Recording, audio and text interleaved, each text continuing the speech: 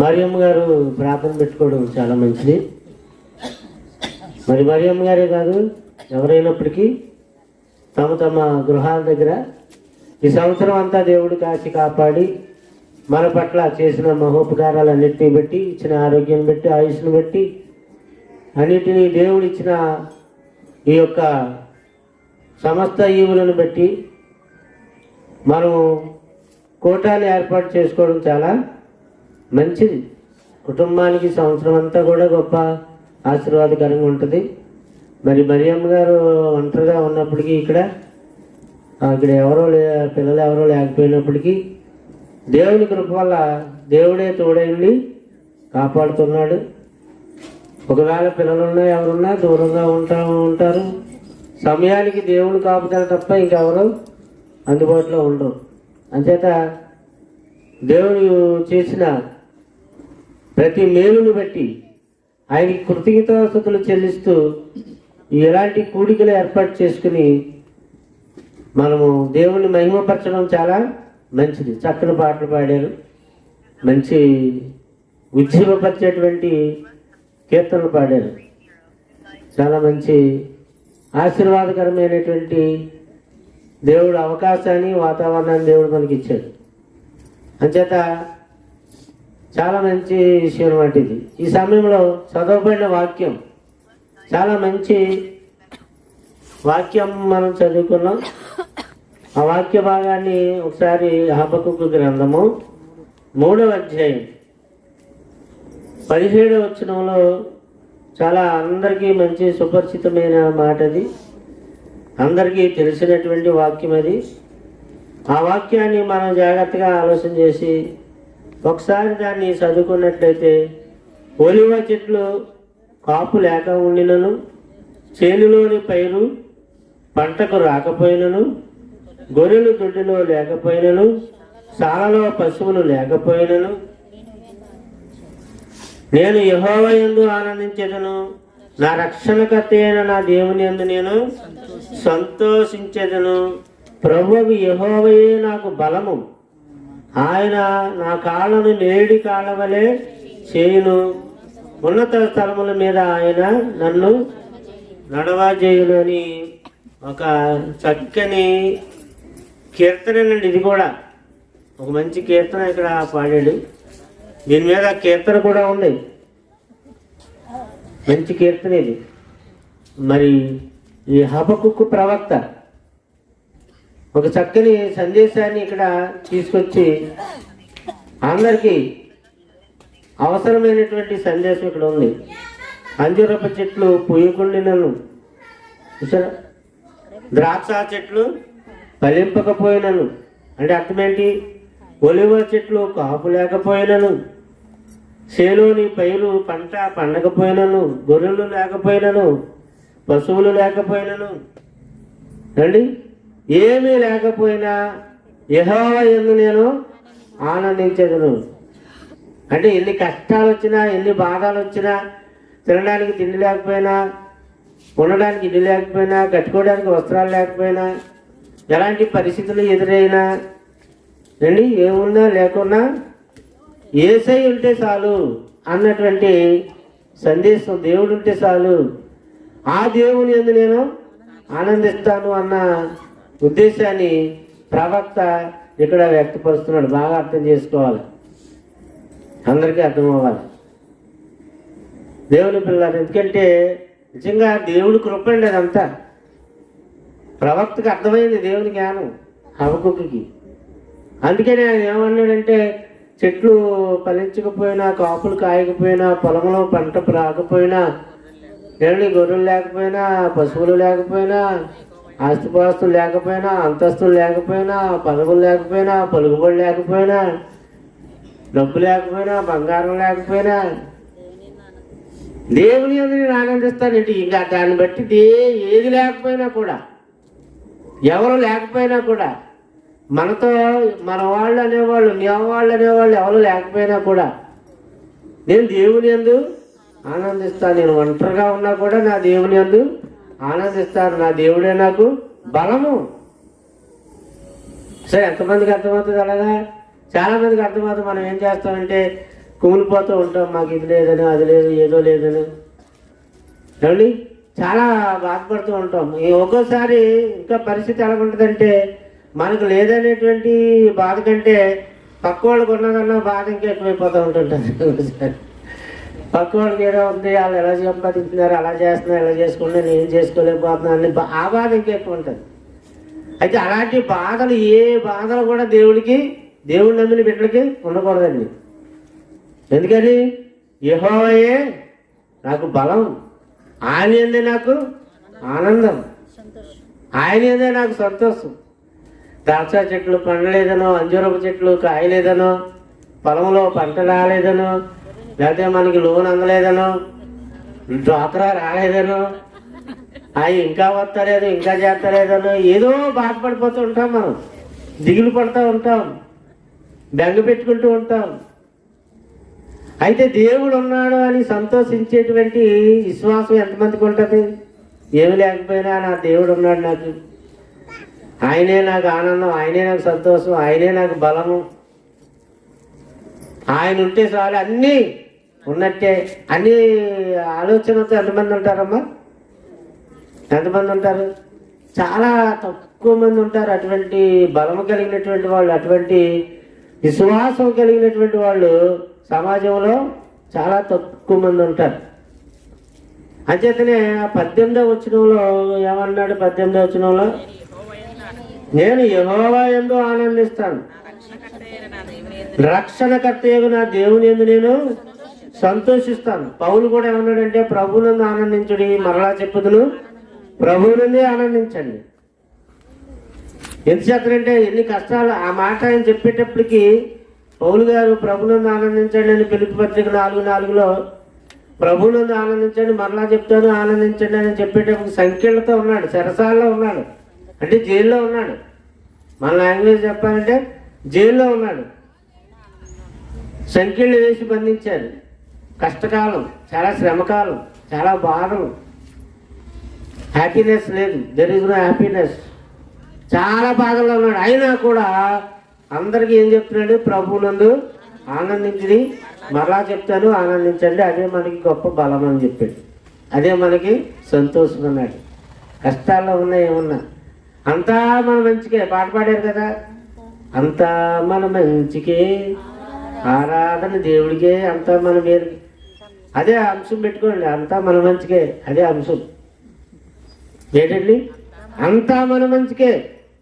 ఏదో అనుకుంటాం, అది జరగలేదు, ఇది జరగలేదు, ఇది రాలేదు, అది రాలేదు, లేకపోతే వీళ్ళు ఎలాగైంది, అక్కడ అలాగైంది, అది అలాగైంది, కొడుక్కి ఎలాగైంది, కూతురికి అలాగైంది, కోడలికి ఎలాగైంది, లేకపోతే ఏదో అయింది, ఏదో అనుకుంటూ ఉంటాం మనం.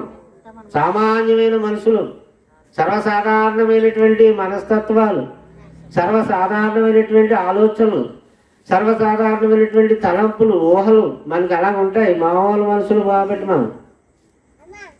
అయితే ఈ జరిగేదంతా మన మంచిగా అన్న విషయం అంత లోతుకి అర్థం చేసుకునే అంత విశ్వాసం చాలా మందికి ఉండదండి.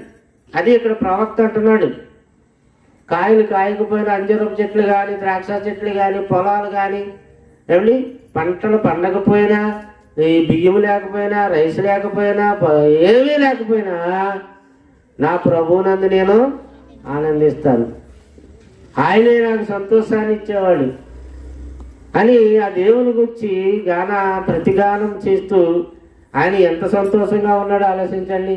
మనమైతే ఏమైపోతాం? కృంగిపోతాం, బెంగ పెట్టుకుంటాం, చాలా సమస్యల్లో ఉన్నామని చెప్పేసి ఏమైపోతాం? బాధపడుతూ ఉంటాం. ఎవరైనానండి, ఇప్పుడు నేను మీకు చెప్తున్నాను కానీ నేను బాధపడిపోతూ ఉంటుంటాను ఏమైనా సమస్యలు వస్తే. కానీ మనకి మళ్ళీ ఏది బలపడుతుంది? వాక్యమే. ఈ వాక్యం దగ్గరికి వచ్చాక ఇదిగో చక్కగా పాటలు పాడుతుంటుంటే మంచి ఉల్లాసం వస్తుంది, మంచి హుషారు వస్తుంది. ఇక దేవుడి సన్నిధిలో ఉంటే అవన్నీ ఆ బాధలన్నీ మర్చిపోతూ ఉంటాం. అదే మనకు సంతోషం, దేవుళ్ళలోనే సంతోషం. అందుచేత చక్కని మాటలతో ఈ ప్రవక్త ఇక్కడ చెప్పుకుంటూ వచ్చాడు. ఏమండి, ప్రభువులో ఉంటే అన్ని విధాలా దేవుళ్ళో ఉన్నటువంటి దేవుని పిల్లలకి కష్టాల్లో ఉన్నా కూడా, సమస్యల్లో ఉన్నా కూడా సంతోషపడే అవకాశం ఉంటుంది. ఆనందపడే అవకాశం ఉంటుంది. అయితే అది లేనటువంటి వాళ్ళకి అస్సలు ఏదున్నా సంతోషపడరు, ఏదున్నా ఆనందం అనేది అలా కలగదు. అవునండి. చూడండి, హగ్గయి గ్రంథం 2వ అధ్యాయం 16-17 వచనాల్లో, నాటి నుండి ఒకడు 20 కుప్పల కంకులు వేయగా అది 10 కుప్పలంత ధాన్యమే మొలుచుచున్నది. తీసుకొనవలనని 50 కొలల తొట్టె యొద్దకు ఒకడు రాగా 20 కొలలు మాత్రమే దొరుకును అండి. తెగులుతోనూ కాటుకతోనూ వడగండ్లతోనూ అండి మీ యొక్క కష్టార్జితం అంతటినీ నేను నాశనము చేసి ఉన్నాను. ఆయనను మీలో ఒకడును తిరిగి నా యొద్దకు రాలేదు. ఇదే యెహోవా వాక్కు. అంటే ఎన్ని కష్టాలు వచ్చినా, ఎన్ని బాధలు వచ్చినా, ఎన్ని పరిస్థితులు వచ్చేసినా, ఏం జరిగిపోయినా ఎవడో మారతలేదట. అదే దేవుడు బాధ. ఎందుకు ఇలా జరుగుతున్నాయి? ఎందుకు ఇన్ని కష్టాలు వస్తున్నాయి? ఇన్ని బాధలు ఎందుకు వస్తున్నాయి? ఇన్ని సమస్యలు ఎందుకు వస్తున్నాయి? నాలో ఏమైనా లోపం ఉందా? ఇందాక చక్కగా ప్రార్థన చేశారు లక్ష్మి గారు. ఏదన్నా తండ్రి మాకు ఏమైనా సమస్య ఉంటే దిద్దుబాటు చేయి తండ్రి, నీ వాక్యం ద్వారా దిద్దుబాటు చేయి. నిజమండి, వాక్యం మనల్ని ఏం చేస్తుంది తెలుసా? దిద్దుతుంది. మన సమస్య మనకి అర్థంలాగా చూపించి అర్థం వలె అది మనం దిద్దును. పాట ఉంది కదా, అర్థము వలె దిద్దును మమ్ముననే మంచి పాట ఉంటుంది. అలాగే ఇక్కడ చెప్పబడుతున్నటువంటి ఈ మాటలు జాగ్రత్తగా ఆలోచన చేస్తే మనిషికి కష్టాలు అనేటువంటివి తప్పు. ఎవరి కష్టాలు వాళ్ళకు ఉన్నాయి, ఎవరి బాధలు వాళ్ళకు ఉన్నాయి. అవునండి. తెగులుతోను 17 వచనం అన్నటువంటి దేంతోనూ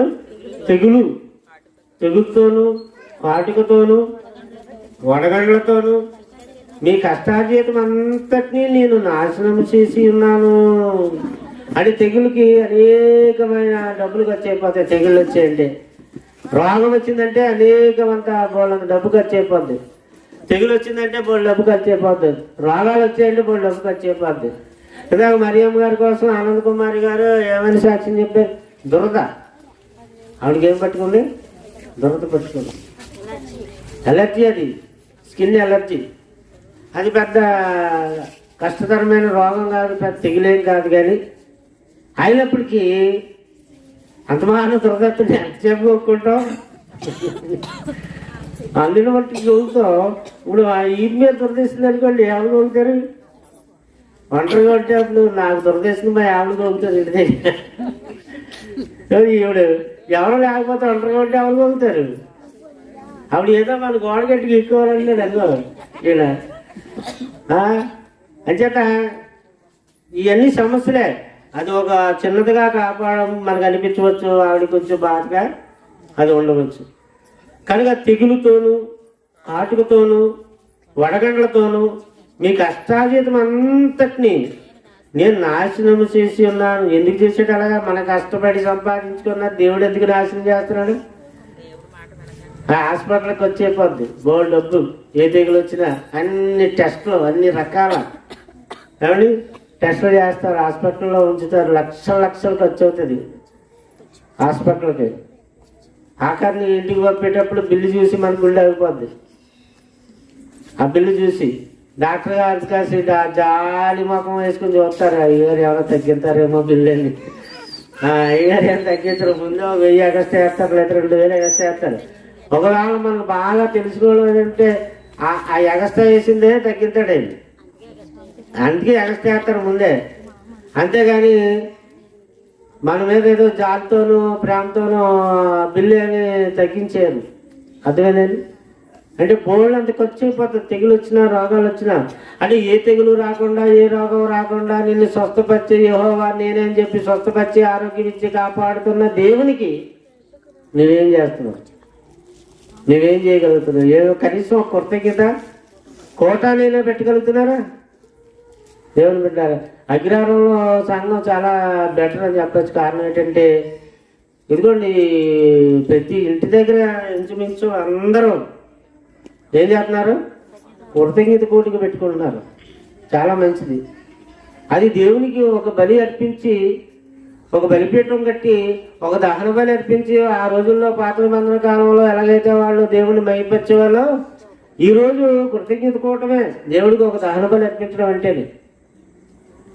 సంఘాన్ని అంతటిని ఆహ్వానించి సంఘానికి చిన్న ఆతిథ్యం ఇచ్చి, అంటే ఏ పలహారం ఏదో చిన్న పలహారం పెట్టి టీయో కాఫీయో ఇచ్చి దైవ సేవకులకి ఆతిథ్యం ఇచ్చి అది చేయడమే బలి అర్పించడం. ఇప్పుడు దహన బలి, సమాధాన బలి ఏదో అప్పుడు పాత నిబంధన కాలంలో వాళ్ళు బలిపీఠాలు కట్టి వాళ్ళు అర్పించేవారు. ఇప్పుడు కూటమి పెట్టుకోవడమే బలి అర్పించుకోవడం. అర్థమైందండి?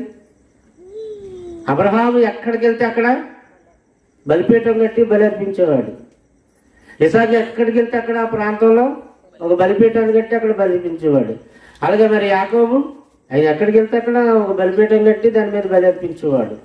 ప్రాణార్పణ అర్పించేవారు, దహన బలి అర్పించేవారు. అలాగా వాళ్ళు ఏం చేసేవారంటే దేవుడికి అక్కడ ఒక జ్ఞాపకార్థంగా ఒక స్తంభం కట్టడము, లేకపోతే ఒక రాళ్ళు కొట్టి అక్కడ జ్ఞాపకార్థంగా వేయడం. ఇక్కడ దేవుడు మనకి సహాయం చేశాడు, దానికి ఇది జ్ఞాపకార్థంగా ఉంటుందని ఒక కుప్ప వేయడం, అలా చేస్తూ వచ్చేవారు. అది దేవుడు ఎల్లప్పుడూ మనకు సహాయం చేస్తున్నాడు అనే దానికి నిదర్శనంగా, దానికి జ్ఞాపకార్థంగా ఉంచేవారు వాళ్ళు భక్తులు, మహాభక్తులు పాత నిబంధన కాలంలో. ఇప్పుడు మనం చూసినట్లయితే ఎవరి పని వాళ్ళు చేసుకుంటూ ఉంటాం, ఎవరి కార్యక్రమాల మీద వాళ్ళు ఉంటూ ఉంటాం. కానీ ఏదో మనం మన యొక్క జీవితంలో మన పరిస్థితుల్లో మనం ఉండిపోతాం. ఆఖరికి దేవుడి సన్నిధికి వెళ్ళే అవకాశం, తీరిక కూడా మనకి ఉండదు ఒక్కోసారి. అందుచేత ఎల్లప్పుడూ దేవుణ్ణి జ్ఞాపకం చేసుకుంటూ ఉంటే బాగుంటుందని ఇక్కడ దేవుడు చెప్తున్నాడండి. ఎందుకు ఈ తెగుళ్ళు వస్తున్నాయి, రోగాలు ఎందుకు వస్తున్నాయి, పరిస్థితులు ఎందుకు వస్తున్నాయి? ఇన్ని పరిస్థితులు తెచ్చి వాళ్ళ కష్టాజీతాన్ని దేవుడు నాశనం చేస్తున్నాడట. ఏం చేస్తున్నాడటండి? మళ్ళీ చదువుతాం. నాటి నుండి ఒకడు 20 కుప్పల కంకులు వేయగా 10 కుప్పలంత దానిని తేలుచున్నాడు. అంటే తగ్గిపోతుంది రాబడి. ఏమైపోతుంది? 20 కుప్పల కంకులు వేస్తే 10 వస్తుంది. అంటే సగానికి సగం ఏమైపోయింది? రాబడి తగ్గిపోయింది. దాని ఒక అది మాత్రం మిగులుతుంది అని తీసుకుని వాళ్ళని 50 కొలల తొట్టి వద్దకు ఒకడు రాగా 20 కొలలు మాత్రమే దొరుకును. అంటే తగ్గిపోయింది, 30 తగ్గిపోయింది. 50 వేస్తే 20 వచ్చింది. అర్థమైందండి? అంటే మీరు 50,000 ఖర్చు పెడితే 20,000 వచ్చింది. అంటే ఎంత నష్టం వచ్చింది? 30,000. అంటే మీకు అర్థం అవ్వాలి చెప్తున్నారు. ఒక 50 లక్షలు ఖర్చు పెడితే 20 లక్షలే చేతికి వచ్చింది. 30 లక్షలు ఏమైపోయింది? నష్టపోయారు. అది మళ్ళీ ఇంకేమో దానికి తోడు తెగులుతోను, కాటుకుతోను. అంటే కాటుకుతోనంటే కళ్ళ జబ్బులు, తెగుళ్ళు, వడగండ్లతోను మీ కష్టాజీతం అంతటిని నేను నాశనము చేసి ఉన్నాను. అయ్యయ్యో, ఏం చేసాడటండి దేవుడు? కష్టాజీతాన్ని నాశనం. అంటే చూడండి, మనం ఎంతో కష్టపడి అండి ఒక రూపాయి ఎంతో సమకూర్చుకుని చక్కగా మనం పొదుపు చేసుకుందారని అనుకుంటాం. ఒక రూపాయి దాచుకొని, కష్టాజీతాన్ని దాచుకొని చక్కగా ఒక దగ్గర ఉంచుకొని ఒక నిధిలాగా దాన్ని దాచుకుందాం అనుకుంటాం. కానీ కష్టార్జితం అంతా ఏమైపోతుందంట? నాశనం చేసేస్తున్నాడండి దేవుడు. ఎందుకని? అది ఎందుకని అంటే మార్పు కలుగుతుందేమో, ఈ పరిస్థితుల్లో వీళ్ళు ఎలాగైనా మారతారేమో, ఈ పరిస్థితులు బట్టైనా వీళ్ళు మారతారేమో అని దేవుడు చేస్తున్నాడని చూడండి. ఎందుకనంటే ఆయనను మీలో ఒకడును తిరిగి నా యొద్దకు రాలేదు. ఇదే అది.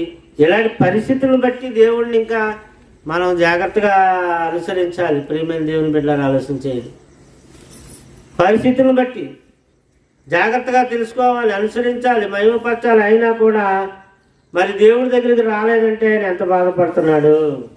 ద్వితోపదేశకాండం 28వ అధ్యాయం అండి. ద్వితోపదేశకాండం 28వ అధ్యాయంలో ఏం రాయబడిందంటే, 15వ వచనం నుంచి. ద్వితోపదేశ కాండం జాగ్రత్తగా వినాలి, వెరీ ఇంపార్టెంట్ వచనాలు ఇవన్నీ. నేను నేడు నీకు ఆజ్ఞాపించు ఆయన సమస్తమైన ఆజ్ఞలను కట్టడలను నీవు అనుసరించి నడుచుకొనవలెనని నీ దేవుడైన యెహోవా సెలవిచ్చిన మాట వినని ఎడల ఈ శాపములన్నీ నీకు సంభవించును. శాపాల కొరకు ఎవరు చెప్పరు, దేవుని కొరకు చెప్తారు, అవునా? కానీ దేవుడు అండి ఈ రెండు కూడా ఎప్పుడు మనం వెంటే ఉంటే శాపం దేవుని రెండు. ఎప్పుడు దీవెన కలుగుతుంది, ఎప్పుడు శాపం కలుగుతుంది? నువ్వు దేవుడు మాట వినకపోతే ఈ శాపాలన్నీ వస్తాయని చెప్తున్నాడు దేవుడు. ఈ కష్టాలు, ఈ బాధ, మనకెందుకు ఇలాంటి పరిస్థితులు వస్తున్నాయి, మనకెందుకు తెగుళ్ళు వస్తున్నాయి, మనకెందుకు రోగాలు వస్తున్నాయి, మనకెందుకు యాక్సిడెంట్లు ప్రమాదాలు జరుగుతున్నాయి, మనకెందుకు రోగాలు వస్తున్నాయి, మనకెందుకు ఆర్థిక ఇబ్బందుల్లో పడిపోతున్నాం, ఆర్థికంగా అప్పుల పాలైపోతున్నాం? ఏంటి పరిస్థితి? 10 మందికి ఇచ్చే స్థితిలో లేకుండా 10 మంది దగ్గర ఇచ్చుకునే స్థితికి ఎందుకు వెళ్ళిపోతున్నావు అని అంటే నువ్వు దేవుడు మాట సరిగా వింటలేదన్నమాట. దేవుడిని నువ్వు వాక్యానుసారంగా నువ్వు నడుచుకోవట్లేదన్నమాట, ప్రవర్తించడం లేదన్నమాట. ఎవరైనప్పటికీ అదేనండి, అది మేమైనా మీరైనా ఎవరైనా కూడా దేవుడికి పక్షపాతం ఉండదు. కనుక నీ దేవుడైన యెహోవా సెలవిచ్చిన మాట వినని ఎడల ఈ శాపములన్నీ నీకు సంభవించును అన్నాడు. నీకు చూస్తే దేవుని పట్టణములో నీవు చెప్పించబడదు, పొలములో నీవు చెప్పించబడదు, నీ గంపయు పిండి పిసుకుని తొట్టి చెప్పించబడును, నీ గర్భఫలము, నీ భూమి పంట, నీ ఆవులు, నీ గొర్రె మేకలు, మందలు చెప్పించబడును. అన్నీ కొడుకులకు సుఖం ఉండదు, కూతురులకు సుఖం ఉండదు, కోడలకు సుఖం ఉండదు, మనవాళ్ళకి సుఖం ఉండదు, మనవరాలకు సుఖం ఉండదు. బాబా ఏంటి పరిస్థితులని ఈ పెద్దోళ్ళకి ఏమైపోతుంది, బుర్రా పాడైపోతుంది. కారణం ఏంటంటే నీ దేవుడైన యెహోవా మాట నువ్వు శ్రద్ధగా వింటలేదు, ఆయన మార్గంలో నువ్వు కరెక్ట్గా నడుచుకోవట్లేదు. అందుకే నీకు ఇలాంటి పరిస్థితులన్నీ ఆ పాత నిబంధన కాలంలో ఇశ్రాయేలీయులకండి అవన్నీ. మరి ఇప్పుడు కొత్త నిబంధన వచ్చిన తర్వాత దేవుడు మాటలు వినకుండా మనం కూడా మనకు నచ్చినట్టు బతికితే ఇలాంటి సమస్యలన్నీ వస్తాయి. కానీ సమస్యలన్నీ వచ్చినా అదే అన్నాడు ఎవరు? హబక్కూకు ఏమన్నాడు? చెట్లు కాయలు కాయకపోయినా, ద్రాక్ష చెట్లు ఫలించకపోయినా, అంజూరపు చెట్లు కాయకపోయినా, మేకల దొడ్లు లేకపోయినా, గొర్రెలు లేకపోయినా, పశువులు లేకపోయినా, ఆస్తుపాస్తులు లేకపోయినా, పలుకుబడి లేకపోయినా, ఏమీ లేకపోయినా యెహోవా యందు నేను పాఠం కదా, మంచి పాట. ఆయన ఎందే నేను ఆనందిస్తాను, ఆయనే నాకు బలము, ఆయన ఎందే నాకు సంతోషం. వండర్ఫుల్ అండి ఆ మెసేజ్. కనుక ప్రతి ఒక్కరికి కొన్ని పరిస్థితులు వచ్చినప్పుడు దేవా ఈ పరిస్థితుల్లో ఎందుకు నాకు ఇలాగ ఎదురవుతున్నాయి, ఎందుకు ఈ పరిస్థితి నాకు వచ్చింది అని ఒకసారి దేవుడిగా చూసి ఆ వాక్యపు వెలుగులో మనం ఏం చేసుకోవాలంటే మన జీవితాన్ని మళ్ళా మనం సరి చేసుకోవాలి. అలా సరి చేసుకుంటే మళ్ళా జాలిగల దేవుడు, కృపగల దేవుడు మళ్ళీ ఈ కష్టాలన్నీ శాపాలన్నీ తొలగించేసి అన్నిటినీ పక్కకు గింటేసి మళ్ళా నీకు నెమ్మదిని కలగజేస్తాడు, మనకి సమాధానం కలగజేస్తాడు. మన యొక్క కుటుంబంలో వాళ్ళందరి కొరకు మనం ప్రార్థన చేయాలి. అలా మంచోళ్ళైనా చెడ్డోళ్ళైనా వాళ్ళందరి కొరకు మనం ఏం చేయాలి? నీ కొడుకులు, నీ కోడళ్ళు, నీ మనవాళ్ళు, మనవరాళ్ళు, ఏమండి నీ కూతుర్లు, అల్లుళ్ళు, ఎవరైతే బంధువులు ఉంటారో, కుటుంబీకులు ఉంటారో, మొత్తం కుటుంబంలో ఉన్నటువంటి ప్రతి ఒక్క బిడ్డ కొరకు నువ్వు ఏం చేయాలా? ప్రార్థన చేయాలి. అప్పుడు నువ్వు ఆ ప్రార్థనా శక్తి వల్ల నీ సమస్య ఏదైనా నువ్వు నిలబడగలుగుతావు, తట్టుకోగలుగుతావు. దేవుని గొప్ప సహాయం నీకు అప్పుడు అందుతూ ఉంటాడు, ఎప్పటికప్పుడు ఆయన అందిస్తూ ఉంటాడు. సమస్యల్లో గొప్ప సహాయం దేవుడు మనకి ఇస్తూ ఉంటాడు.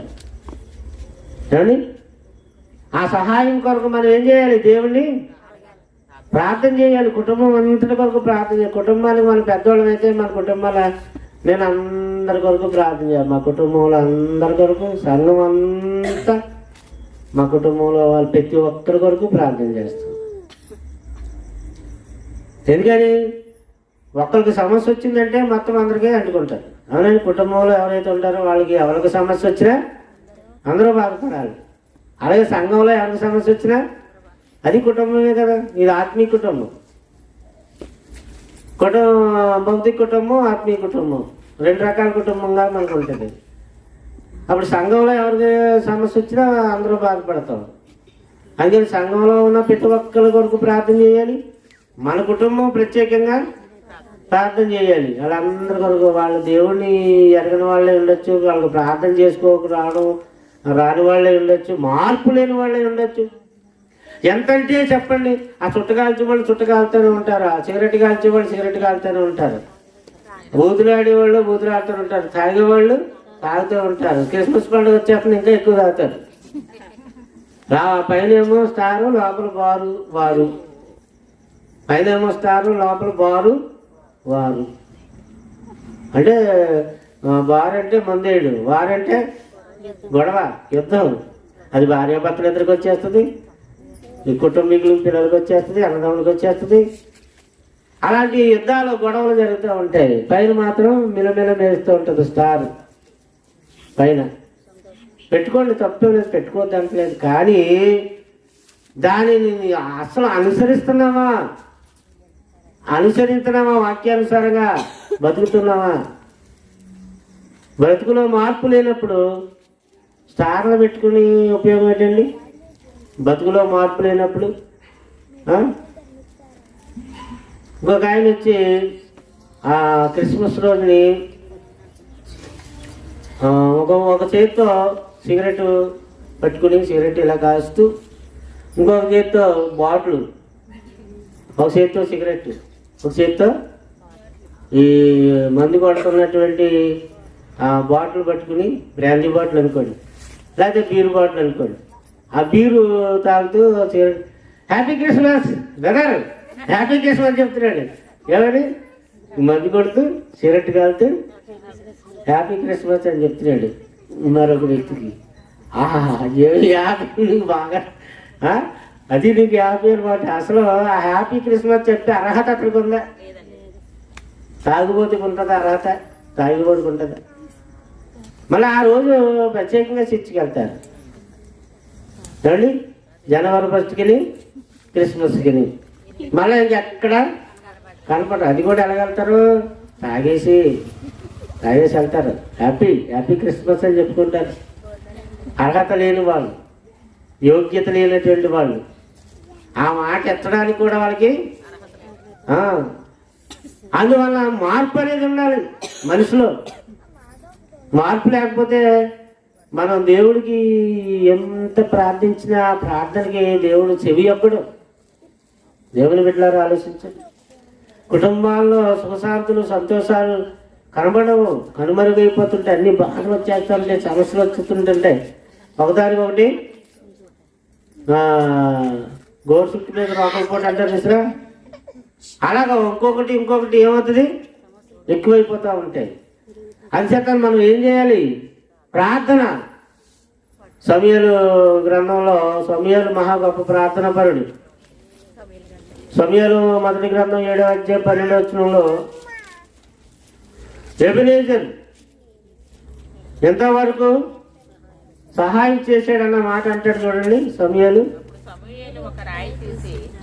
ఒక రాయి తీసుకుని మిస్పాకును బేలులకును మధ్య దాన్ని నిలిపి ఎంతవరకు మనకి యెహోవా సహాయం చేశాడని చెప్పి ఆ చోటికి ఎబెనేజర్ అని పేరు పెట్టెను.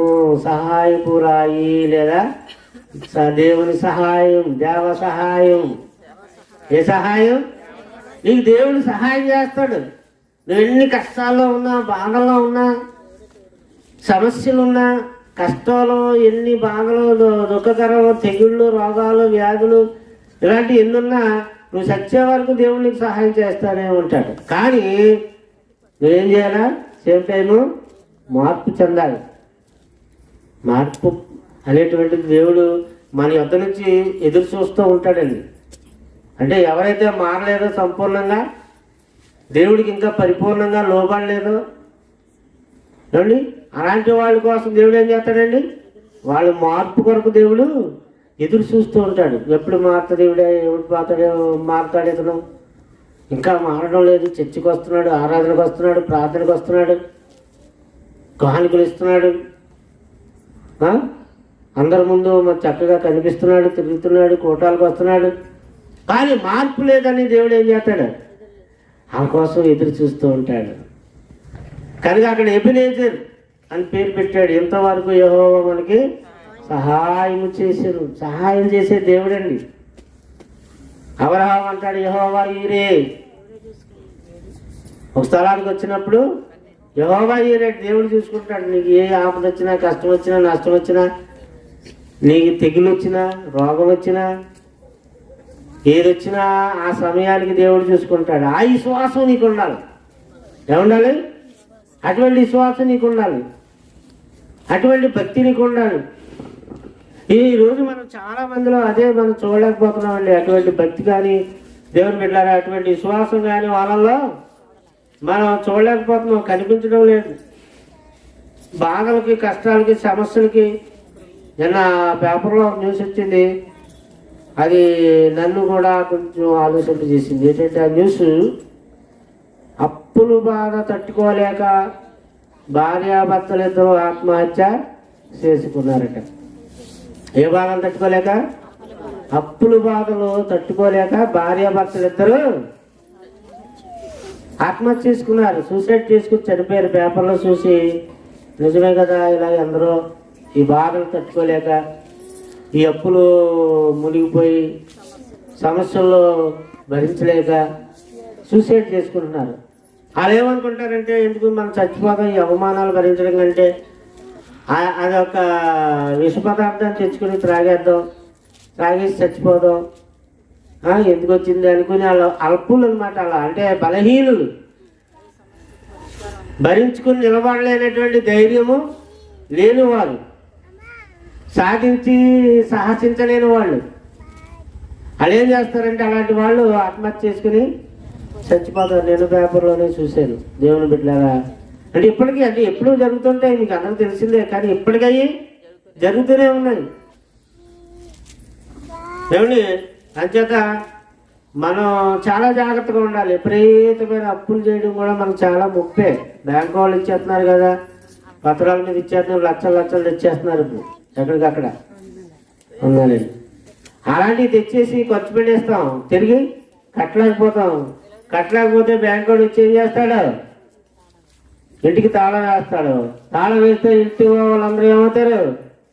ఈదులో పడతారు. ఈదులో పెడితే ఏమో జరుగుతుంది? అవమానం భరించలేరు. అవమానం భరించలేక, అవమానం తాళలేక ఏం చేస్తారు? ఆత్మహత్యలకి పాల్పడతారు. ఎవరు చెప్పండి? బలహీనులు అయితే ఆత్మహత్యలు చేసుకుంటారు. అది ఇలాంటి వాక్యం వింటుంటే నా ద్వారా నాలాంటి వాడు, సీనియర్ పాస్టర్ అయిన వాడు, అనుభవ జ్ఞానం ఉన్నటువంటి దైవజనుడు చెప్తే కౌన్సిలింగ్ జరుగుతుంది అక్కడ. మీకు ఇప్పుడు జరుగుతుంది కౌన్సిలింగ్. మీకు తెలియకుండానే మీకు ఏం జరుగుతుంది తెలుసా? కౌన్సిలింగ్. నాకు కూడా జరుగుతుంది, మీకు కూడా సేమ్ టైం మీతో పాటు నాకు జరుగుతుంది. ఒరే నాయనా, ఇన్ని అప్పులు విపరీతంగా చేయకూడదురా, అప్పులు చేస్తే నీకు ముప్పులు తప్పవరా అని నాకు చెప్తూ ఉంటాడు. సేమ్ టైము మీకు చెప్తూ ఉంటాడు. చెప్పేవాడికి నేను ఎంత తగులుతుంది తెలిసండి వాక్యం. అర్థమైందమ్మా? కత్తి తిప్పడం చేత కాకపోతే తిప్పేవాడికి దిగిపోతుంది ముందు తలకాయ. కత్తి తిప్పడం తెలియాలి. కత్తి యుద్ధాలు చేస్తారు కదా, కత్తి ఎట్టుకుని ఇలాగలగా. కత్తి తిప్పడం లేదనుకో కసక్కని ఆడుతుంది, ఆడి పేరు దిగిపోతుంది. తిప్పడం సరిగా చేత కాకపోతే. అలాగే వాక్యం కూడా చెప్పేవాడికి నేను ఎంత తగులుతుంది. అర్థమవుతుందండి? అంచేత ప్రేతమైనటువంటి లగ్జరీ లైఫ్కి పోకూడదు. లగ్జరీ లైఫ్కి అలవాటు పడి ఎందరో తమ జీవితాలు నాశనం చేసుకుంటున్నారు. అందులో సినీ ఫీల్డ్లో ఉన్నటువంటి సినీ తారలు కూడా ఉన్నారు. ఒకనొక టైంలో 16 ఏళ్ల వయసులో మంచి అందగట్టి సినిమా అవకాశాలు వచ్చాయి. సినిమాలో 2-3 సినిమాలు యాక్టింగ్ చేసింది. ఆ 2-3 సినిమాలు ఫెయిల్ అయినాయి, హిట్ అవ్వలేదు. ఆ తర్వాత ఆవిడకి సినిమాలో అవకాశాలు దొరకలేదు.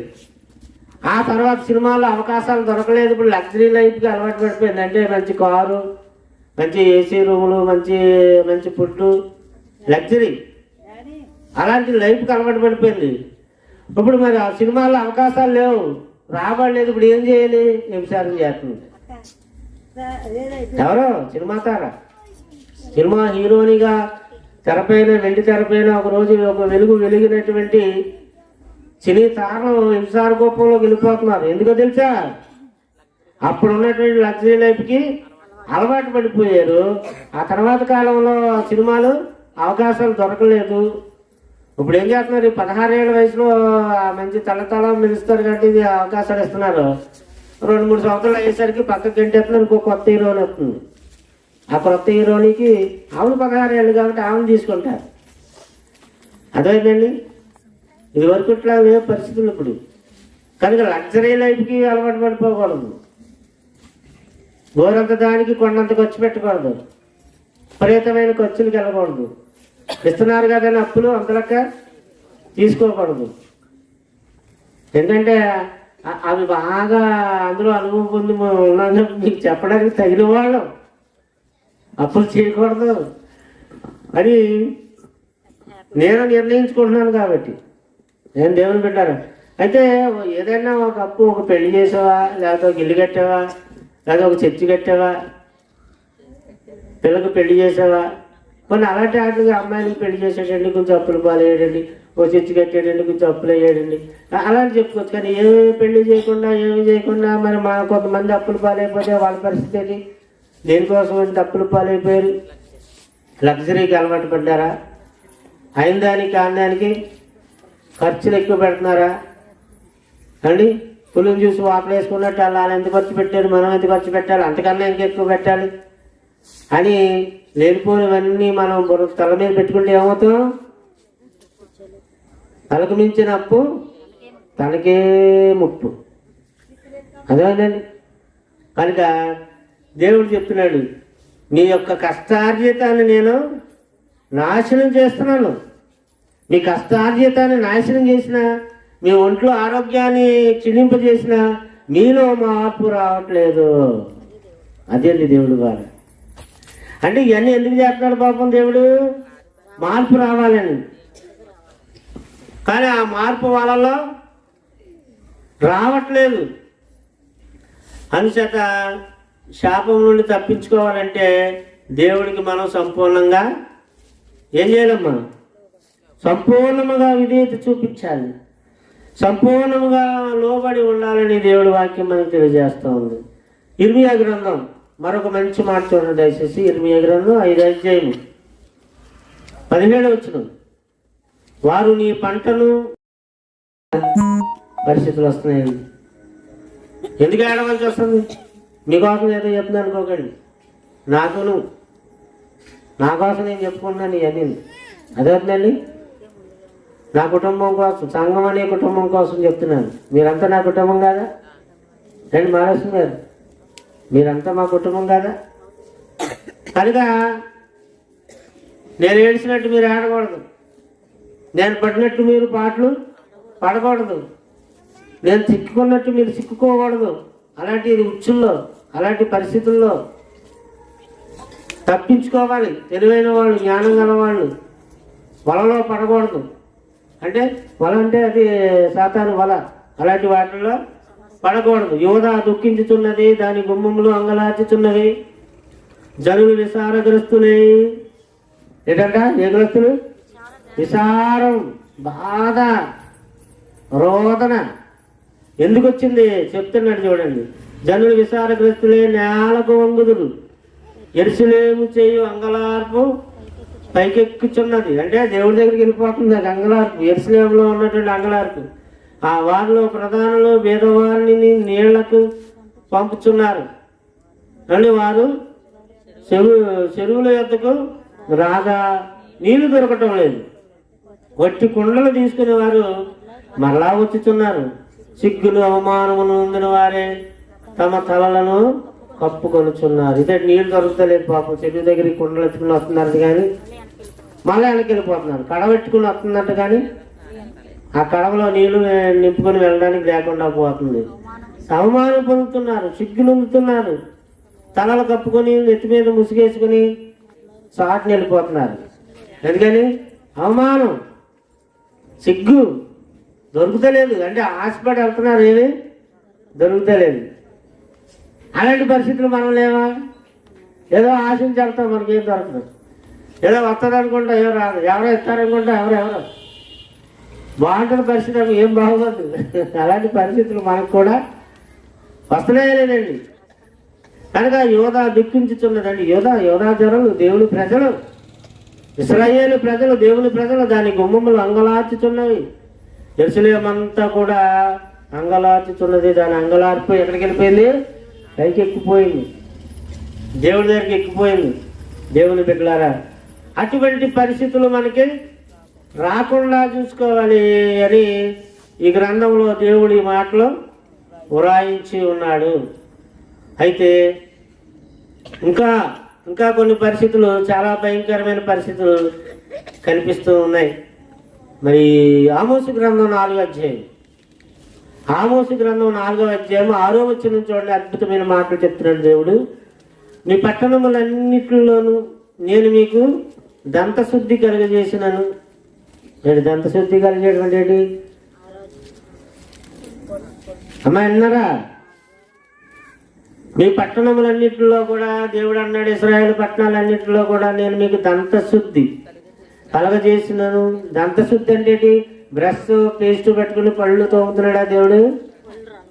పళ్ళు రాలగొడుతున్నాడు అని అర్థం దంతశుద్ధి అంటే. అంతేగాని ఇప్పుడు నిన్న ఒక వార్త చూశాను.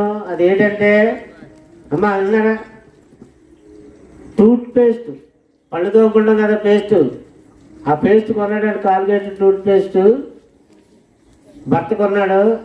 ఆ టూత్ పేస్ట్ భార్య భర్త వాడుతున్నారు. అయితే ఈమె టూత్ పేస్ట్ నొక్కడానికి అది ఎలా పట్టుకుని నొక్కేస్తుంటే ఎక్కువ వచ్చేస్తుందంట భార్య. అదిగో నువ్వు టూత్ పేస్ట్ ఒప్పుడుగా వాడతలేదు, పొదుపుగా వాడతలేదు, ఎక్కువ ఎలా నొక్కేసి తీసేస్తున్నావు, అది వేరే వేస్ట్ అయిపోతుంది అని అలా చేయకని చెప్పాడంట.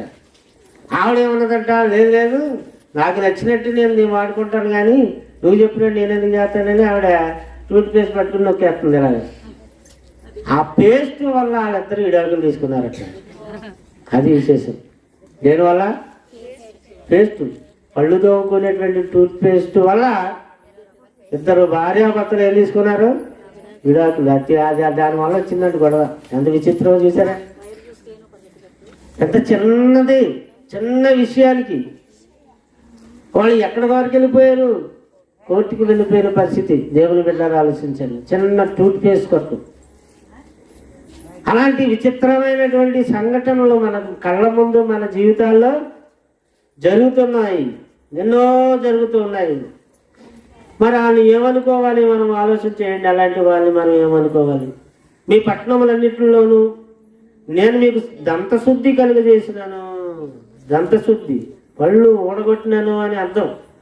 మీరున్న స్థలములన్నింటిలోనూ మీకు ఆహారం లేకుండా చేసినాను.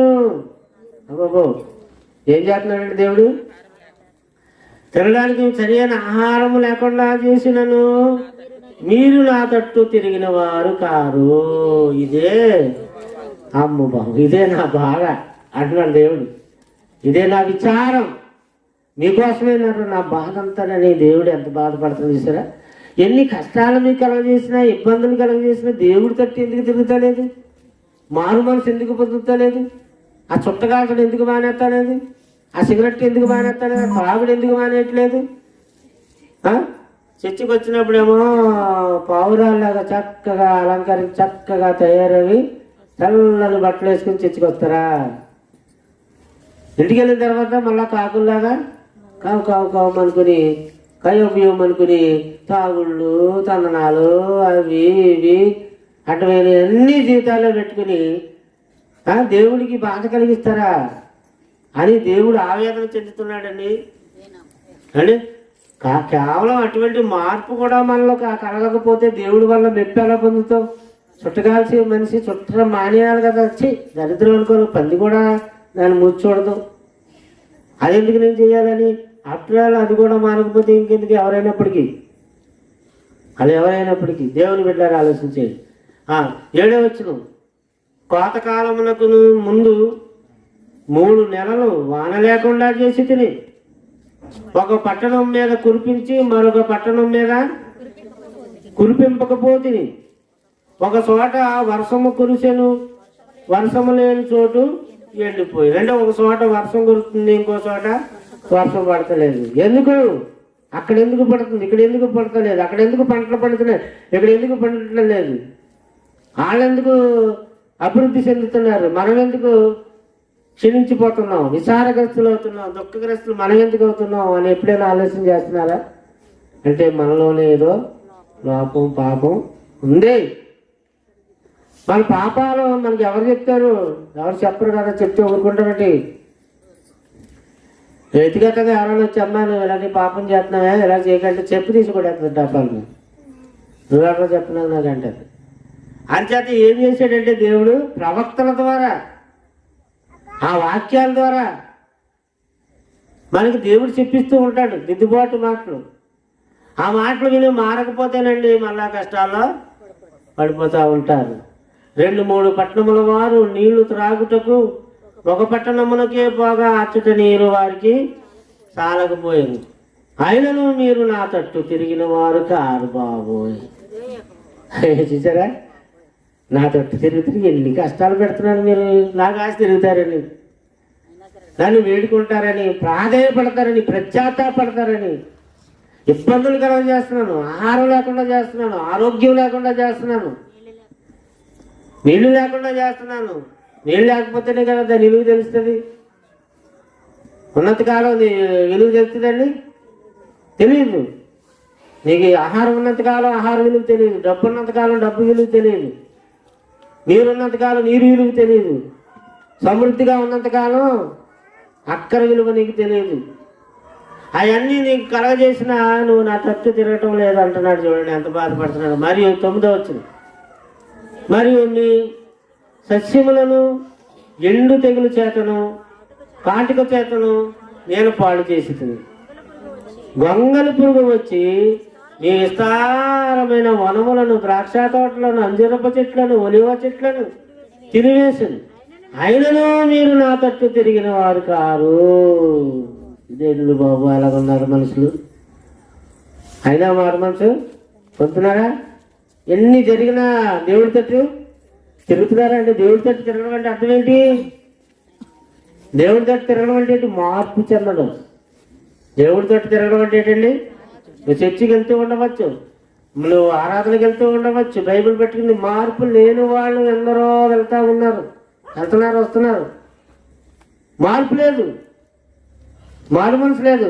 ఆ తాగడం మానడం లేదు, ఏది పాపం మానడం లేదు. కనుక అలాంటి వాళ్ళ కోసం దేవుడు ఎంత బాధపడిపోతున్నాడు చూసారా? ఇవన్నీ ఎందుకు చేస్తున్నారా? మీరు మారుతారనే కదా. మీ కళ్ళ ముందుకి కష్టాలు రప్పిస్తున్నాను, దుఃఖం రప్పిస్తున్నాను, విచారం రప్పిస్తున్నాను, ప్రమాదాలు రప్పిస్తున్నాను. ఎన్ని రప్పించినా కూడా మీలో మార్పు ఉండడం లేదు. అదే కదా నాకు బాధ కలిగిస్తుంది. కనుక మీకు ఆనందం కలగాలన్నా, మీకు సంతోషం కలగాలన్నా, మీకు సమృద్ధి కలగాలన్నా మీరు ఏం చేయాలి తెలుసా? నన్ను అడగాలి. అడుగుడి మీకు ఇవ్వబడును, తట్టండి మీకు తెరవబడును అన్నాడు. అడిగితే ఆయన గొప్ప సంతోషాన్ని, గొప్ప ఆనందాన్ని ఆయన మనకి కలగజేస్తాడు. దేవుని బిడ్డలారా ఆలోచించండి. యోబు గ్రంథం 13వ అధ్యాయం 15వ వచనం ఎలాగో రాయబడింది. ఇదిగో ఆయన నన్ను చంపినను నేను ఆయన కొరకు కనిపెట్టుచున్నాను, ఆయన సన్నిధిని నా ప్రవర్తన న్యాయమని రుజువుపరుతును. చూసారా, సరిదిద్దుకున్నవాడు ఏం చేస్తాడు? చక్కదిద్దుకున్నవాడు రుజువు చేసుకుంటాడండి, రుజువు చేసుకుంటాడు. యోబు గ్రంథంలో ఏం రాయబడింది? ఏమన్నాడు? ఇదిగో 15 వచ్చిన 13-15, ఇదిగో ఆయన నన్ను చంపినను నేను ఆయన కొరకు కనిపెట్టుతున్నాను. అంటే అటువంటి ఆయన కోసం బతుకుతాడు. చంపినా కూడా చూసారా, అదే ప్రవక్త ఏమన్నాడు, అంజూరపు చెట్లు కాయకపోయినను, ద్రాక్ష గెలలు పండకపోయినను, పొలములు పండకపోయినను, గొర్రెలు లేకపోయినా, మేక లేకపోయినా, పశువు లేకపోయినా, ఏమి ధాన్యం లేకపోయినా, గోధుమ లేకపోయినా, ఆహారం లేకపోయినా, నీళ్లు లేకపోయినా, నూనె లేకపోయినా, నూనె లేకపోతే గోడేస్తా, నూనె లేదు, నూనె లేదు, కూర అన్నది నూనె లేదు, నూనె లేదు, నూనె లేదంట. రైస్ లేకపోతే మనం ఏం చేస్తాం, రైస్ లేదు, రైస్ అయిపోయింది, తే తే తే అంటాం అవునా. కానీ ఏమీ లేకపోతే ఏం చేస్తాడట,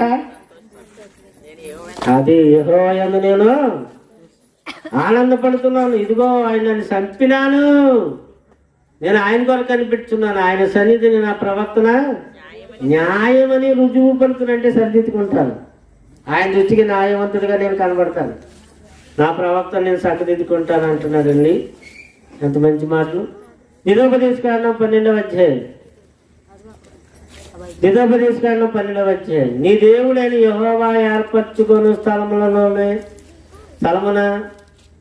నీవు, నీ కుమారుడు, నీ కుమార్తె, నీ దాసుడు, నీ దాసి, నీ ఇంట నుండి లేవీలు కలుసుకొని నీ దేవుడైన యెహోవా సన్నిధిని తిని నీవు చేయు ప్రయత్నములన్నిటిలోనూ నీ దేవుడైన యెహోవా సన్నిధిని సంతోషించదువు. ఇప్పుడు నువ్వు సంతోషిస్తావు, ఆయన మాట విన్నప్పుడు హ్యాపీగా ఉంటావు, నీ కొడుకులు హ్యాపీగా ఉంటారు, నీ కూతుళ్ళు హ్యాపీగా ఉంటారు, నీ మనవళ్ళు, మనవరాళ్ళు, కోడళ్ళు, నీ సంతతి వారు, నీ వంశపు వారు, నీ వారసులు అందరూ ఎలాగుంటారు, హ్యాపీ, సంతోషంగా ఉంటారు. క్రిస్మస్ వస్తే హ్యాపీ వచ్చేది అదవుతుందండి. క్రిస్మస్ ఈ నెలంతా క్రిస్మసే అదవుతుందండి. డిసెంబర్ 1 నుంచి జనవరి 1 వరకు కొత్త సంవత్సరమే, ప్రతిరోజు పండుగ. నాకేమో ప్రతిరోజు పండుగలాగా ఉంది, మరి ప్రతిరోజు ప్రార్థన జరుగుతుంది. సోమవారం జరిగింది, ఆదివారం జరిగింది, ఒకరింటి దగ్గర ఆదివారం, ఒకరింటి దగ్గర జరిగింది, సోమవారం బైబిల్ క్లాస్ జరిగింది, మంగళవారం కూటం జరిగింది, బుధవారం కూటం జరిగింది, మళ్ళీ ఈరోజు జరుగుతుంది, మళ్ళీ రేపు శుక్రవారం జరుగుతుంది, మళ్ళీ శనివారం జరుగుతుంది, మళ్ళీ ఆదివారం జరుగుతుంది. ప్రతిరోజు ప్రభువునందు మీరు కూడా చక్కగా వస్తున్నారు. మన సుధీర్ చక్కగా వాక్యం చెప్పాడు, మనం మగత్తడు గారి ఇంటి దగ్గర చక్కగా అది చూచారు, చక్కగా అన్నీ జరిగినాయి. అదే హ్యాపీ. నువ్వు కోట్లు సంపాదించుకొని కూడగొట్టుకొని నువ్వు బారుకి వెళ్ళినా, బీరు తాగినా, బిర్యానీ తిన్నా, అది లోక సంబంధమైన ఎంజాయ్, అది కాదు. దేవుళ్ళో ఉండాలి, ఏమీ లేకపోయినా సంతోషించాలి, అన్నీ ఉన్నప్పుడు కాదు. అమ్మా అర్థమవుతుందండి. ఏమీ లేకపోతే పిచ్చెక్కిపోతుంది చాలా మందికి, అన్నీ ఉంటే హ్యాపీగా ఉంటారు, ఏమి లేకపోతే పిచ్చెక్కిపోతారు. నాకు లాంటి అంటే అది చేత ఆగకుండా కూడా ఏమైనా లేకపోయినా ఎలా ఉండాలి, హ్యాపీగా ఉండాలి. అది ఇప్పుడు మీ కౌన్సిలింగ్ జరుగుతుందంటే మీ ఆత్మకు మంచి ఆహారం అందుతుంది. అప్పుడు మీరు బలపడితే ఆత్మీయంగా ఏమవుతారు, దేవుడికి ప్రియులు అవుతారు, ఇష్టలు అవుతారు. కాబట్టి ఏమన్నాడు, నీ దేవుడైన యెహోవా ఏర్పరచుకున్న స్థలంలోనే నీవు, అంటే దేవుడి సన్నిధిని, నీవు, నీ కుమారుడు, నీ కుమార్తె, నీ దాసుడు, నీ దాసి, నీ ఇంట నుండి లేవీలు, అంటే దేవుడు సేవ చేసేవాళ్ళు, దేవుడి సన్నిధిలో కలుసుకొని నీ దేవుడైన యెహోవా సన్నిధిని తిని నీవు చేయు ప్రయత్నములన్నిటిలోనూ నీ దేవుడైన యెహోవా సన్నిధిని సంతోషించదువు. సరే, ఎంత మాట చెప్పాడు. అందరికీ, దాసులకి, దాసదాసులకి, కుమార్తెలకి, కుమారులకి, మనవాళ్ళకి, మనవరాలకి, కోడళ్ళకి, కొడుక్కి, అందరికీ. ఎక్కడా? దేవుడి సన్నిధిలో. గుర్తుపెట్టుకోండి, ఆయన సన్నిధిలో అక్కడ ఉండాలి మీరు. ఆ స్థలంలోనే, దేవుడు ఉన్న స్థలంలోనే, యెహోవా ఏర్పరిచిన స్థలంలోనే హ్యాపీనెస్ అనేటువంటిది నీకు దొరుకుతుంది అని చెప్పాడు. జకర్యా గ్రంథం 10వ అధ్యాయం, జకర్యా గ్రంథం 10వ అధ్యాయం 7వ వచనంలో, ఎఫ్రాయిము వారు బలాఢ్యుల వంటి వారు అగుదురు, ద్రాక్షారసము పానము చేయవారు సంతోషించినట్లు వారు మనసున ఆనందింతురు. వారి బిడ్డలు దాన్ని చూసి ఆనందపడుదురు. యెహోవాను బట్టి వారు హృదయపూర్వకంగా ఉల్లసించుదురు. బా, సంతోషం ఎక్కడ ఉందమ్మా మరియమ్మ గారు? దేవుడి సన్నిధిలో ఉంది. అది ఆ దేవుడి సన్నిధి వదిలేసి నీవు ఎక్కడికి వెళ్ళినా ఏదో ఒక నీకు నష్టమో లేదా బాధో ఏదో కలుగుతుంది. నిజంగా విశ్వాసం కలవాడికైతే దేవుడి సన్నిధి వదిలేసి వెళ్ళి చూపితే చాలా పరిస్థితి మారుతుంది. కానీ నీకేం మార్పు లేదు, బాగానే ఉందనుకుంటే నువ్వు సరిగా ఇంకా నీకు విశ్వాసంలో సరైన వాడు కాదు, సరైన దాని కాదని అర్థం. అదేనండి, పరిపూర్ణత లేదు, ఆ సమస్య రాలేదంటే నీకు పరిపూర్ణత దేవుడి పట్ల లేదు అని అర్థం. అది దేవుడి సన్నిధిని నిజంగా పరిపూర్ణమైన వారు ఏదైనా ఒక రోజు ఆదివారం మానేసి అది ఏదైనా పరిస్థితికి ఎక్కడికైనా వెళ్తేనండి ఏదో జరుగుతుందండి. నిజంగా మంచి భక్తులైతేనే, విశ్వాసం గల వాళ్ళు భక్తులు కాదు మామూలే. ఇంకా ఏ రోజు అడిగి లెక్క ఉండదు, ఏ ఆరాధన లెక్క ఉండదు. అది దేవుడు చెప్తున్నాడు. ఎఫ్రాయిము వారు బలార్జుల వంటి వారు అగుతులు. ఎఫ్రాయిము దేవుడి ప్రజలు, ఏమండి, దేవుడి సంతానం. వాళ్ళు ఎలా అవుతారట? బలార్జులు. ఎప్పుడు బలహీనంగా ఉంటారా? మరి ఎలా ఉండాలా? బలంగా ఉండాలి. ఏ బలం? అన్నిట్లోనూ ఆర్థికంగాను, ఆత్మీయంగాను, మానసికంగా దృఢంగా ఉండాలి. చాలామంది మేము అన్నీ బాగున్నాం అనుకుంటారు, కానీ మనసులో కుదేలైపోతారు, మనసులో బెంగ పెట్టుకుంటూ ఉంటారు. అవి ఏదైనా సమస్యలు కావచ్చు, పరిస్థితులు బాగోకపోవచ్చు, కానీ నువ్వేమైపోకూడదు, కృంగిపోకూడదు. శ్రమ దినమున నువ్వు కృంగిని ఎడలా శాతకాలు కూడా ఉంది. మీ ఆవిడ ఏదో అన్నదని నువ్వు కుంగిపోతావా? మీ ఆయన ఏదో ఒక మాట అన్నాడని కుంగిపోతావా? మాట్లాడడం మానేస్తావా? ఏదో ఒక మాట అన్నాడని దూరంగా ఉంటావా? మీ ఆయనకి ఏదో ఒక చిన్న మాట అంటాడు, పొద్దున్న అన్నాడు అనుకోండి, మళ్ళీ రాత్రి మంచం మీద ఇద్దరు ఒకటి అయిపోవాలి, కలిసిపోవాలి. పట్టించుకోకూడదు. అదేంటండి, అలాంటి కుటుంబాలే బాగుంటాయి. అనేక పట్టింపులకి పంతాలకు పోతే ఏమవుతారు? చాలా పరిస్థితులు బాగోవు దేవుని బిడ్డలారా. కనుక ఎఫ్రాయిము బలార్జుల వంటి వారు ఒకరు ద్రాక్షారసం పానం చేయవారు సంతోషించినట్లు వారు మనసును ఆనందించరు. మనసులో ఉల్లాసంగా సంతోషంగా ఉండాలి ఎప్పుడు దేవుని బిడ్డలు. వారి బిడ్డలో దాన్ని చూసి ఆనందపడుదురు. తల్లిదండ్రులు చూసి పిల్లలు ఆనందపడాలి, అంతేగాని తల్లిదండ్రులను చూసి చెడిపోతున్నారు పిల్లలు. ఎందుకంటే పిల్లలు చెడిపోవడానికి కారణం తల్లిదండ్రులే. వాళ్ళ ముందు ఎలా మాట్లాడాలో, ఎలా ప్రవర్తించాలో, ఎలా ఉండాలో తెలియని పరిస్థితిలో చాలా తల్లిదండ్రులు పిల్లలు పాడవుతున్నారు. కనుక మీ పిల్లలు ఆనందించుదురు. ఇంకేమన్నాడు? యెహోవాను బట్టి వారు హృదయపూర్వకంగా కలగటండి. యెహోవాను బట్టి హృదయపూర్వకంగా ఉల్లసించుదురు. ఏం చేస్తారట? ఉల్లసించుదురు. ఎవరిని బట్టి? యెహోవాను బట్టి. నిజరా ఎంత మంచి మాటలు ఉన్నాయండి. మనకి ఎక్కడ ఉందండి ఉల్లాసం? కీర్తన 85:6 కీర్తన 85:6 చదవండి అమ్మా. తీసిన వారు త్వరగా చదువుతాడు, అందుకే నేను చదివేస్తున్నాను త్వరగా. ఎవరమ్మా? నీ ప్రజలు నీ యందు సంతోషించినట్లు నీవు మరలా మమ్మను బ్రతికింపవా తండ్రి దేవా. ఒకసారి చచ్చిపోయాం, ఒకసారి మేము చనిపోయే పరిస్థితికి వచ్చేసాం. అలాంటి పరిస్థితుల్లో నుంచి నువ్వు మరలా మమ్మల్ని బ్రతికింపవా అడుగుతున్నాడండి. చాలా కష్టాల్లో ఉన్నాం, సమస్యల్లో ఉన్నాం, బాధల్లో ఉన్నాం, ఇబ్బందుల్లో ఉన్నాం, అన్ని రకాల కుదేలైపోయాం, అన్ని రకాల కృంగిపోతున్నాం. ఒకసారి మమ్మల్ని బ్రతికింపవా. అంటే ఆర్థికంగా చచ్చిపోవచ్చు, మానసికంగా చచ్చిపోవచ్చు. అర్థమవుతుందండి? పరిస్థితులు బట్టి కృంగిపోయి చచ్చిపోయే స్థితిలో ఉండొచ్చు. మరలా నువ్వు మమ్మల్ని బ్రతికింపవా. బతికించడా దేవుడు? బతికించాడు. పడిపోయిన గోడలు మళ్ళా తిరిగి లేపబడతాయి. యెరూషలేము తిరిగి మళ్ళా కట్టబడింది. యెరూషలేము దేవాలయం మళ్ళా కట్టబడింది.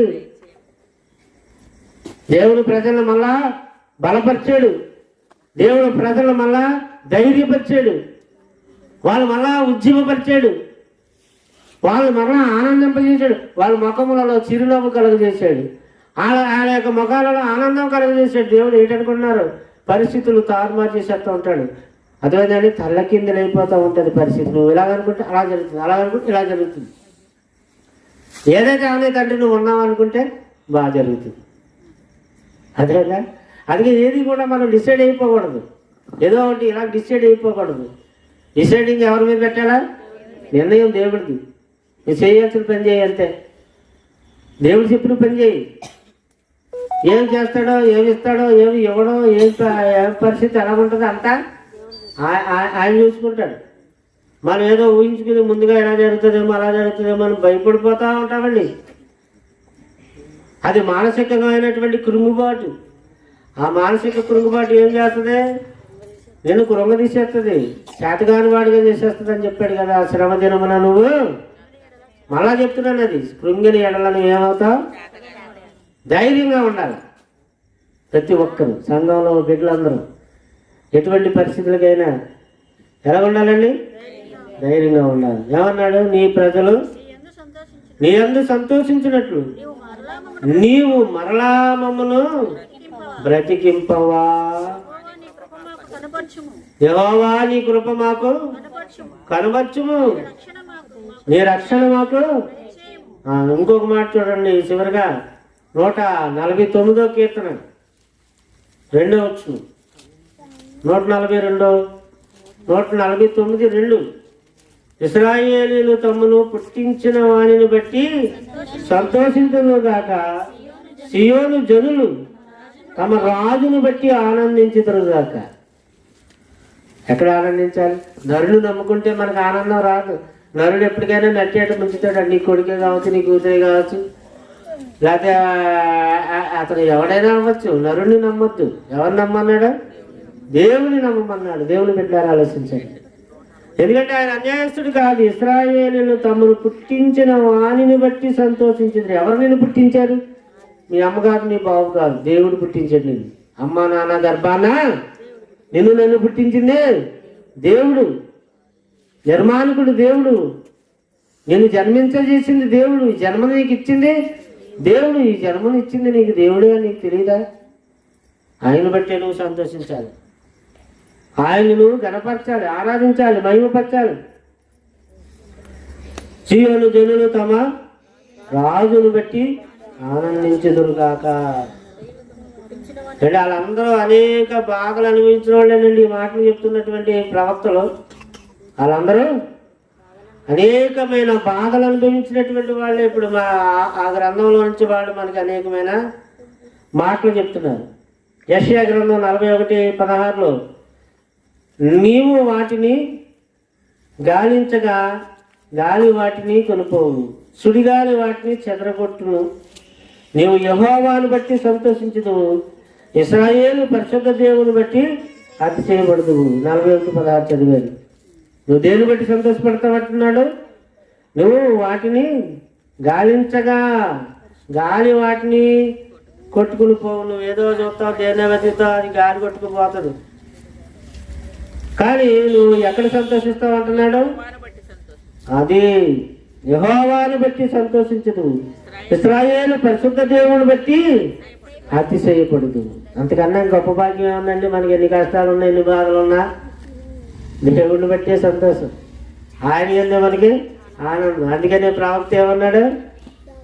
అంజూరపు చెట్లు కాయకుండినను, ద్రాక్ష చెట్లు ఫలింపకపోయినను, గొర్రెల దొడ్డిలో లేకపోయినను, మేకలు లేకపోయినను, పశువులు లేకపోయినను, ధాన్యం లేకపోయినను, గోధుమలు లేకపోయినను, ఆహారము లేకపోయినను, నీళ్లు లేకపోయినను, పదవి లేకపోయినను, బంగారం లేకపోయినను, డబ్బు లేకపోయినను, పండక్కి బట్టలు లేకపోయినను. ఇక అది వేసుకోండి. ఎలా ఎండు వేస్తారో మీరు ఎండు వేసుకున్నా. పండక్కి ఎవరు మనకి బట్టలు, కొత్త బట్టలు ఇవ్వకపోయినను, బట్టలు గుర్తించుకోవడానికి డబ్బులు లేకపోయినను, ఎందు ఆత్మ ఎందు ఉల్లాసించగలవా? ఆత్మ ఎందు సంతోషించగలవా? అటువంటి విశ్వాసం నీకుందా? అటువంటి భక్తి నీకుందా? ఎవడో ఇస్తాడని, ఏదో చేస్తాడని, ఏదో వస్తుందని, ఏదో మనం ఏదో అనుకుంటాం దేవుని బిడ్డలని. ఆ దేవుడు కృప లేకపోతే గుక్కుడు సన్నీళ్ళు ఇచ్చేవాడు కూడా మనకి ఎవడో ఉండడు వెనకాల. ఆ దేవుడు కృప ఉంటేనే ఆ చన్నీళ్ళైనా ఇస్తారు నీకు. అర్థమైందండి? కనుక ఆయన కోసమే నువ్వు ఎప్పుడు ఆలోచిస్తుండాలి, దేవుడి కొరకు. ఆయన్ని బట్టి ఇతరులకు నువ్వు మేలు చేయాలి, ఇతరులకు సహవాసం చేయాలి, ఇతరులకు కలిసిమెలిసి ఉండాలి. మనం ఎవరిని ద్వేషించకూడదు, ఎవరిని దూషించకూడదు, ఎవరిని విమర్శించకూడదు. అందరినీ దేవుడు బిడ్డలుగానే ప్రేమపూర్వకంగా నడుచుకోవాలి. అదే మనకు ఆశీర్వాదం. పాపం చేస్తున్నారు, వాళ్ళు తప్పు చేస్తున్నారు, వాళ్ళు ఒప్పు చేస్తున్నారు. ఎవడో తప్పు చేస్తే నీకెందుకు, ఎవడో పాపం చేస్తే నీకెందుకు, నాకెందుకు, నేను అన్ని మానేసానండి. ఎవరిని విమర్శించలేదు, మా వాక్యం ద్వారా కూడా ఎవరిని విమర్శించలేదు. ఒకవేళ ఎవరైనా అది వాళ్ళకి విమర్శిస్తున్నట్టు అనిపిస్తే నాకు తెలియదు, నేను మానేశాను వాళ్ళకి విమర్శించడం. ఎందుకంటే ఎవడు ఇక్కడ పాపం చేయని వాడు ఎవడో లేడు, తప్పు చేయనివాడు ఎవడో లేడు. అందరూ పాపులు. ఎవరు పాపం చేసినప్పుడు వాళ్ళు ఆడు మంచోడు కాదు, వీడు మంచోడు కాదు, నువ్వు ఎందుకంటే నువ్వు మంచోడు ఏంటి? అందుచేత మనం ఎవరికి విమర్శ చేయొద్దు. అందరినీ దేవుడు చూసుకుంటాడు. నువ్వు మాత్రం దేవుడి పని చేసుకో, దేవుణ్ణి సంతోషపెట్టు, దేవుణ్ణి మహిమపరచు, ఆరాధించు. అప్పుడు నీవు నీ కుటుంబం వారు ఆశీర్వదించబడతారు, వర్ధిల్లుతారు, అభివృద్ధి చెందుతారు. ఆయన ఏందే ఆనందించు. అప్పుడు ఆహారం కానీ, ధాన్యం కానీ, గోధుమలు కానీ, పిల్లలు కానీ, కుమారులు కానీ, కుమార్తెలు కానీ, దాసీలు కానీ, మొత్తం నీవన్నది అందరు నిన్ను బట్టి, నీ విశ్వాసాన్ని బట్టి వాళ్ళందరినీ కూడా దేవుడు కాపాడుతాడు. నేను కూడా అందరి కోసం ప్రార్థన చేస్తాడు ప్రతి ఒక్కరు.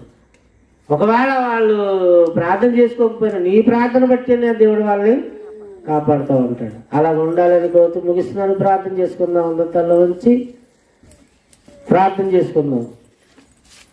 మహాపరిశుద్ధుడు అయిన మా కన్న తండ్రి, నీవు గొప్ప దేవుడును, ఊహకు అందని ఆలోచనలు నీవి, మానవ మేధస్సుకు అందనటువంటి మహాజ్ఞానం అనేది తండ్రి.